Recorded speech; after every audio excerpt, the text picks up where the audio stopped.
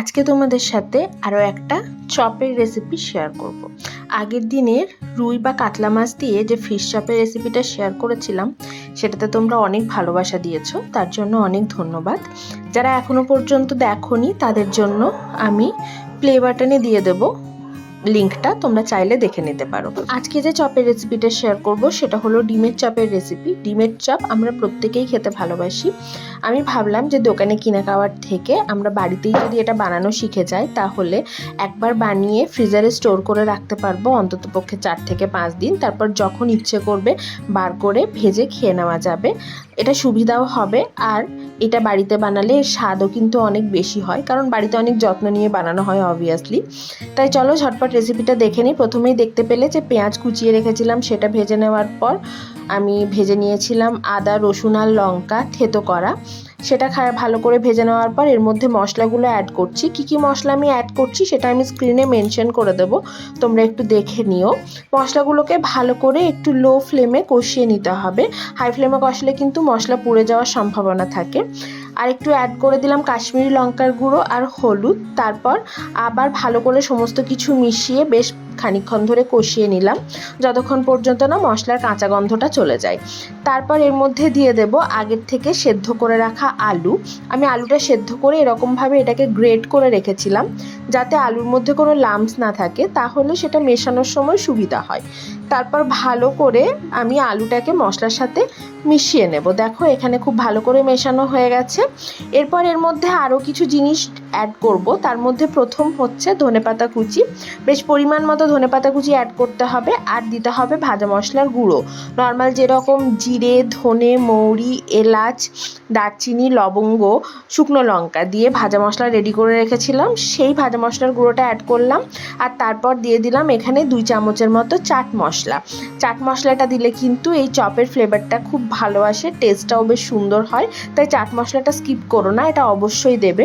এরপর ভালো করে কষিয়ে নেওয়ার পর আলুর পুরটা এখন রেডি হয়ে গেছে, এটাকে সম্পূর্ণ ঠান্ডা করে নিতে হবে। এদিকে ডিমগুলোকেও সেদ্ধ করে নিয়েছিলাম। ডিমগুলোতে প্রথমে এরকমভাবে ওপর থেকে একটু নুন আর গোলমরিচের গুঁড়ো ছড়িয়ে দিলাম। আর তারপর এই ডিমগুলোকে পুরের মধ্যে ভরার পালা।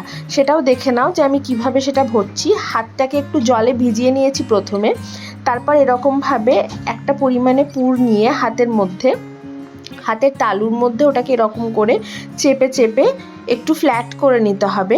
তারপর ডিমটাকে এরকমভাবে উল্টো করে বসিয়ে হাত দিয়ে একটু চেপে দিলেই আলুটা একটু ওপর দিকে উঠে এসে পুরো ডিমটাকে কোট করে নেবে, ঠিক এই রকমভাবে। এরপর পছন্দ মতো শেপে বানিয়ে নিলেই কিন্তু ডিমের চপের পুরটা একদম রেডি হয়ে যাবে। মোটামুটি ডিমের চপ এরকম ওভাল শেপেই হয়, তাই আমি এই শেপেই সবগুলো বানিয়ে নিয়েছি।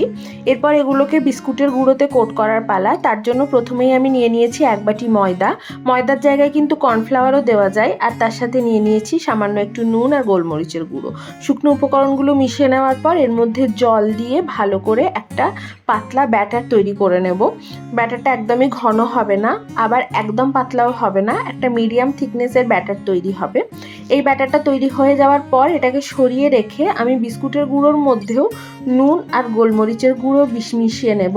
আর তারপরই এই চপগুলোর ফাইনাল টাচ দেওয়ার পালা। এখানে দেখো বিস্কুটের গুঁড়োটা নিয়ে নিয়েছি, এর মধ্যে আগের থেকে নুন আর গোলমরিচ গুঁড়ো মিশিয়ে রেখেছিলাম।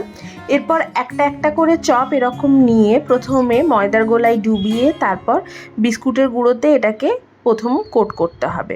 ফার্স্ট কোট হয়ে যাওয়ার পর এরকমভাবে বিস্কুটের গুঁড়োটা দিয়ে খুব ভালো করে চেপে চেপে কোট করে নিতে হবে। ফার্স্ট কোট হয়ে যাওয়ার পর এটাকে আবার ময়দার গোলায় ডোবাতে হবে। ময়দার গোলায় ডুবিয়ে আবার বিস্কুটের গুঁড়োতে দিয়ে আবার ভালো করে সেকেন্ড কোটও করে নিতে হবে। সেকেন্ড কোট করলে এটা বেশ ক্রাঞ্চি হয় এবং এই ক্রাঞ্চিনেসটা অনেকক্ষণ পর্যন্ত থাকে, তাই সেকেন্ড কোটটা অবশ্যই করতে হবে। এখানে কিন্তু ময়দার গোলাটা তৈরির সময় তার মধ্যে ডিমও মেশানো যায়, কিন্তু আমি ডিম মেশাইনি। তার কারণ এই চপগুলো ডিমে কোট করে ভাজলে পরে তেলটা ভীষণ ফেনা ফেনা হয়ে যায়, তখন ওটা ভাজতে অসুবিধা হয়, তাই আমি নর্মাল ময়দার গোলাতেই দিয়েছি। তারপর একটু ফ্রিজে সেট করতে রেখেছিলাম এই চপগুলোকে 1/2 ঘন্টার মতো। আর তারপর তেল গরম করে শুধু এটাকে ভেজে নেওয়ার পালা। ভাজার সময় এরকমভাবে তেলের মধ্যে ছাড়ার পর একটা হাতা বা খুন্তি দিয়ে ঠিক এইরকমভাবে তেলটা এর ওপরে ছড়িয়ে দিতে হবে, তাহলে চারদিকটা একদম ইভেনলি ভাজা হবে, কোনো দিকটা কম বা কোনো দিকটা বেশি হবে না। দেখো কি সুন্দর ভাজার পর দেখতে লাগছে। ব্যাস এরকমভাবেই সব ডিমের চপগুলো ভেজে ওপর থেকে একটু বিট নুন ছড়িয়ে সাথে একটু স্যালাড দিয়ে সার্ভ করো। অসাধারণ খেতে এই ডিমের চপ খেয়ে লোকে তো তোমার তারিফ করবেই করবে। চলো আজ এটুকুই, টাটা।